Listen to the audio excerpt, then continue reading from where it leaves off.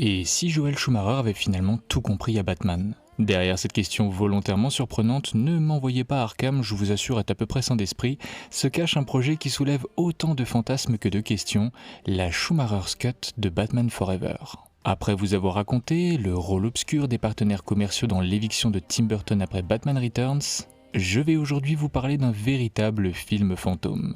Retour au milieu des années 90. Après le diptyque de Burton, la Warner estime que Batman est devenu trop sombre pour être une machine commerciale familiale. Le studio veut désormais de la couleur, de l'humour et un blockbuster capable de vendre beaucoup de jouets. Exit Tim Burton, bientôt suivi par Michael Keaton. Place à Joel Schumacher et Val Kilmer. L'été 1995 marque alors une rupture totale avec Batman Forever, néon, surjeu, esthétique campy et humour surprenant. Et malgré son image actuelle, le film est un immense succès. 330 millions de dollars au box-office à l'époque, soit plus de 700 millions aujourd'hui avec l'inflation. Pour la Warner, le message est clair, le Batman coloré fonctionne. Et paradoxalement, c'est exactement ce qui conduira la franchise à sa perte. Persuadé d'avoir trouvé la bonne formule, le studio poussera encore plus loin cette direction jusqu'au nanar Batman et Robin.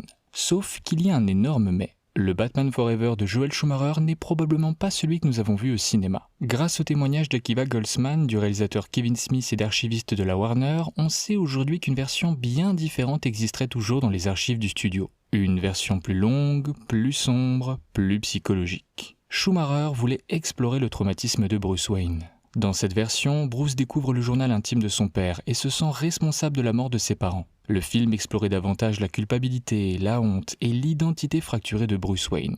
Le Chevalier Noir devenait presque un démon intérieur. On parle aussi d'une ouverture à Arkham, d'une Gotham plus décadente et d'un développement plus poussé de Dick Grayson. Mais après des projections tests jugées moyennes, la Warner exige des changements. Le studio trouve le film trop long, trop psychologique, trop étrange. Alors une grande partie de l'arc émotionnel de Bruce est coupée au profit de davantage d'humour, d'action et de scènes avec Jim Carrey. Et c'est probablement pour cela que Batman Forever paraît encore aussi incohérent dans son ton. Au fil des années, les fans découvrent alors des scènes supprimées, des photos et même des scripts alternatifs. Puis un nom finit par émerger, Preview Cut 1, ou plus simplement la Schumacher's Cut. Comme pour la Snyder Cut, certains espèrent encore voir la Warner sortir cette version afin de réhabiliter Joel Schumacher. Sauf que ce dernier est décédé en 2020 sans pouvoir défendre lui-même son montage. Et restaurer cette version demanderait aujourd'hui beaucoup d'argent. Reste qu'au fond des archives de la Warner dormirait toujours une autre version de Batman Forever, une version inachevée qui raconte peut-être une toute autre histoire de Batman au cinéma. Donc si la Schumacher's Cut voit un jour la couleur de nos écrans, nous pourrons peut-être nous demander